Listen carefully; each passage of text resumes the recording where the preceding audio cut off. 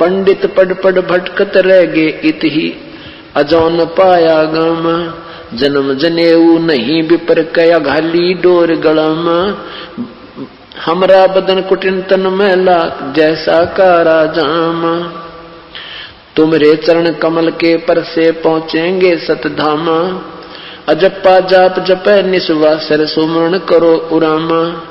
गरीब दास गरीब अगम अनुरागी चीनो अलफ इलाम। अब क्या बताते हैं परमात्मा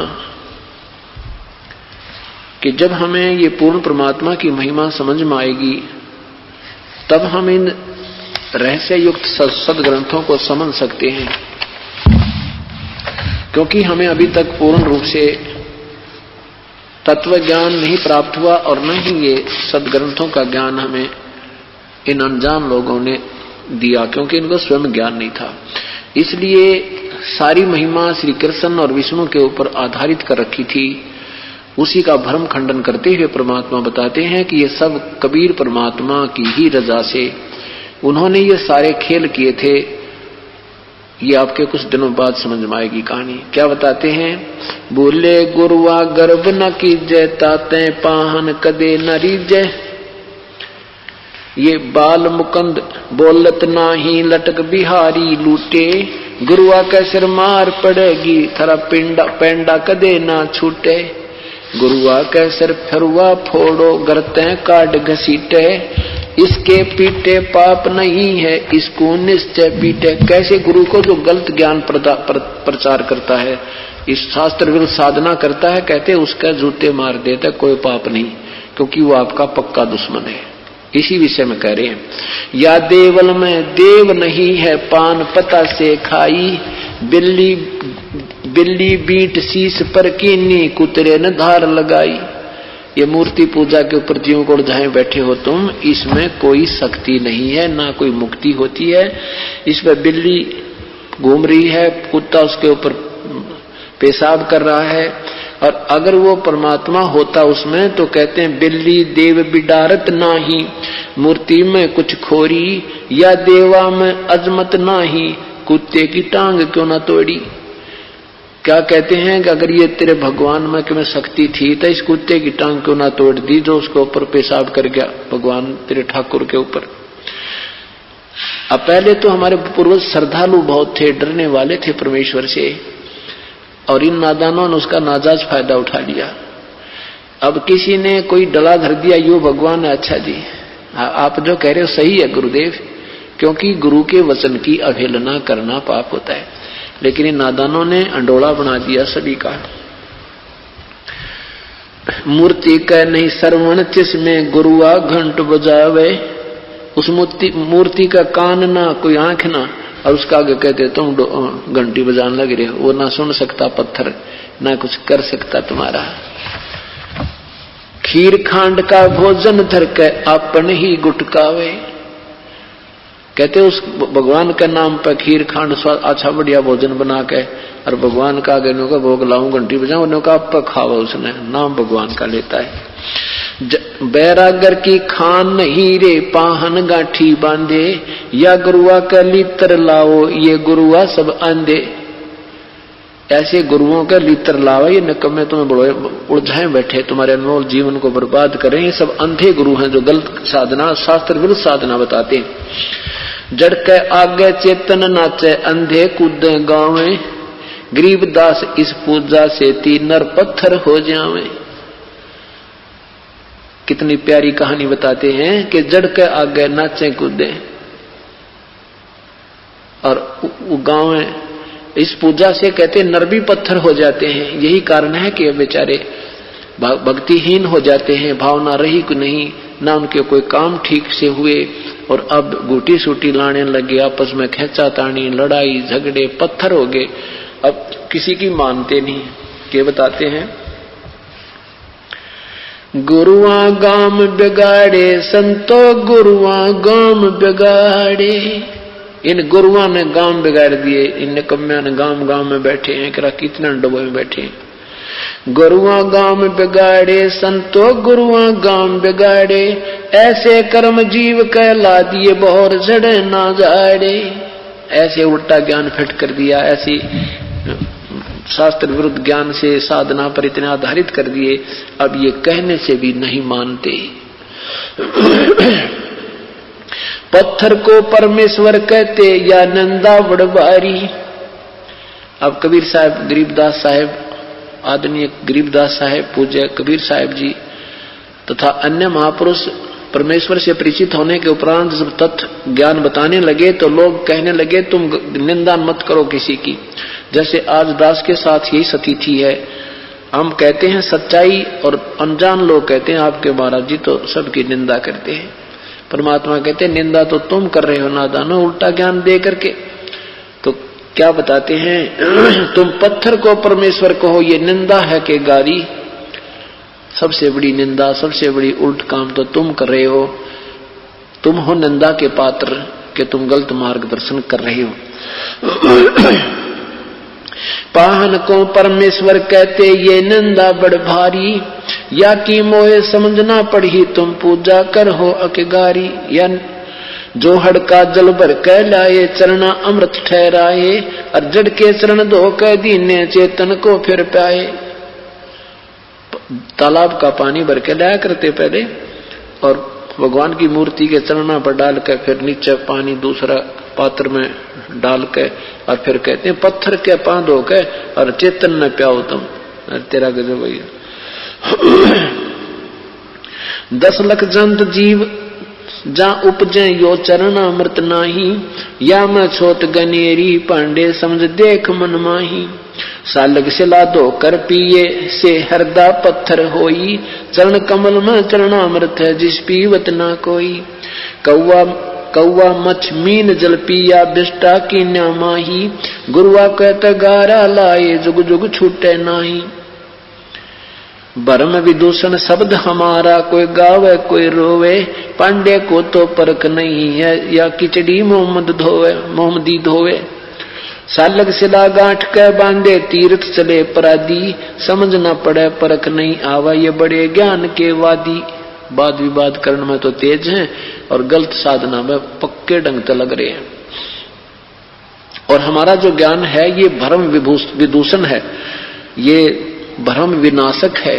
हमारा जो ज्ञान है, हमारे जो मंत्र हैं ये बिल्कुल निसंशय बिल्कुल सत्य हैं, इनसे सब भ्रम नष्ट हो जाता। हमारा कोई सुनता नहीं हमारी बात को। बैरो भूत मसाणी पूज्य दुर्गा देवी ध्यावे, उती कहतो तब ही बाजे बकरे आण कटावे। बेड़ पूछ को पंडित पकड़े बादो नदी बिहंगा, गरीब दास व भवजल डूबे नहीं साध सत्संगा। परमात्मा की प्यारी आत्मा आदरणीय गरीबदास साहिब कहते हैं कि वो इस संसार रूपी 84 लाख योनियों में डूब जाएंगे, इन्हीं में पड़े रहेंगे जिनको संत का सत्संग नहीं मिलता। ये शास्त्र विरुद्ध साधना एक भेड़ की पूंछ पकड़ के दरिया को, भादों के अंदर जो दरिया बहकर चलती है उस समय, और भेड़ की पूंछ को पकड़ के पार करने की जो सलाह देता है, तो उसके विषय में कहते हैं कि भेड़ पूछ को पंडित पकड़े भादो नदी बिहंगा, गरीब दास वो भवजल डूबे जिनको नहीं मिला साध सत्संगा। जिनको परम संत का सत्संग नहीं मिला वो 84 लाख योनियों में डूब जाते हैं।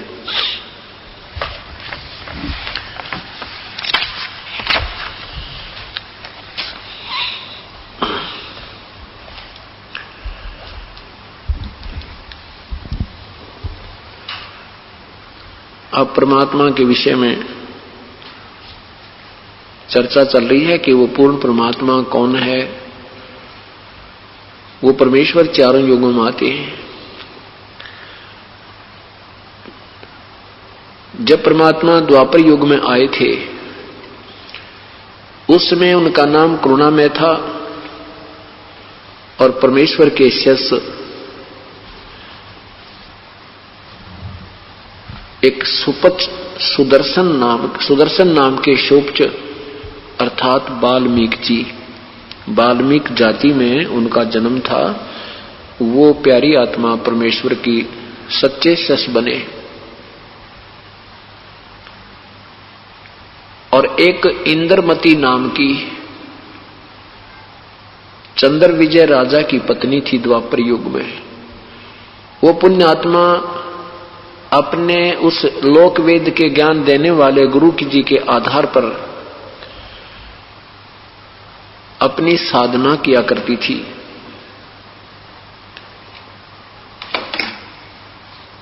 गुरुजी ने, उसके गुरुदेव ने बता रखा था कि व्रत उपवास करना, भगवान विष्णु और शिव की साधना करने से और भूखों को भोजन खिलाना एक अति आवश्यक होता है। व्रत रखना आदि जो साधनाएं प्रचलित आम लोक वेद के आधार पर हैं, ऐसे उस गुरुदेव ने उस लड़की को, इंद्रमती को साधना बता रखी थी। ओम नाम का जाप करना, ओम नमः शिवाय जाप करना आदि आदि जंतर मंत्र दे रखे थे। और एक विशेष ज्ञान दिया था कि तू पिछले जन्म में शुभ कर्म बहुत कर रखी है बेटी, इसलिए तू रानी बनी है। आपके द्वार पर कोई भी आ जावे उसे भूखा मत जाने देना, प्रार्थना करना, भोजन करवाना। और ज्यादा लाभ होता है जो साधु संतों को भोजन कराया जाए। तो आप अवश्य एक साधु को प्रतिदिन भोजन कराया कर, संत को। इंद्रमती ने ये प्रण कर लिया, कसम खा ली कि मैं प्रतिदिन एक संत को खाना खिलाऊंगी। और इस बात को याद रखने के लिए कि मैं कहीं भूल ना लग जा, मैं पीछे खाना खाया करूंगी, पहले किसी संत को भोजन कराया करूंगी। ये उसने एक अपना शपथ ले ली, आप अपना एक प्रण कर लिया। ये कार्यक्रम चलता रहा, कई वर्षों तक ठीक चला। एक समय क्या हुआ कि कुंभ का मेला आ गया। कुंभ के मेले में ये सभी तीनों गुणों के उपासक ये उस पृथ्वी पर स्नान करने के लिए प्रस्थान कर गए। उस क्षेत्र में कोई भी साधु संत, जिनको हम संत मानते थे, जैसे लाल कपड़े पहन कर, गले में माला डाल रखी, माथे पर तिलक लगा रखे, इस तरह के जो साधक थे उनको संत कहा करते। तो वो सभी संत जन स्नान करने के लिए प्रस्थान कर गए, क्योंकि पहले पैदल चलते थे, 2-3 दिन पहले चल पड़ते थे, 2-3 दिन वहां रुकते थे, फिर वापस आने में इस प्रकार कई दिन लग जाते हैं। अब रानी ने आसपास के सभी स्थानों को पर अपने नौकर वगैरह भेजकर पता करवाया। उन्होंने आकर सूचना दी कि रानी यहां आसपास 20, 30, 50 किलोमीटर तक कोई संत नहीं है। अब रानी ने कसम खा रखी थी कि मैं प्रतिदिन एक संत को भोजन करा के पीछे आहार करूंगी। दिन तीसरा हो गया, रानी ने आहार किया नहीं, संत कोई मिला नहीं। तीसरे दिन रानी ने अपनी बांदी से कहा, नौकरानी से कहा कि नौकरानी आज देख ले कोई संत मिल जाए तो, नहीं तो तेरी रानी के आज प्राण नहीं रहेंगे। मैं आहार नहीं करूंगी। रानी, नौकरानी ऊपर चढ़ी चौबारे पर। परमेश्वर ने मेहर करी अपनी प्यारी आत्मा के ऊपर। स्वयं परमेश्वर एक संत रूप में, और राजभवन के सामने एक ऐसे गली जाती थी, ऐसे सीधा आकर के ऐसे मुड़ती थी, तो सामने परमात्मा आ रहे हैं साधु वेश में, सफेद कपड़े, दाढ़ी बड़ी हुई, और वो आ रहे हैं। रानी, नौकरानी तुरंत नीचे आई और कहा नौकरानी से कि महारानी एक संत जैसे ही लग रहे हैं, वस्त्र सफेद हैं लेकिन साधु जैसे ही लगते हैं। रानी ने कहा जा नौकरानी और शीघ्र बुला के ला। नौकरानी जाकर कहा कि हे रिसीवर, हे संतजन, आपको हमारी रानी याद कर रही है। परमेश्वर ने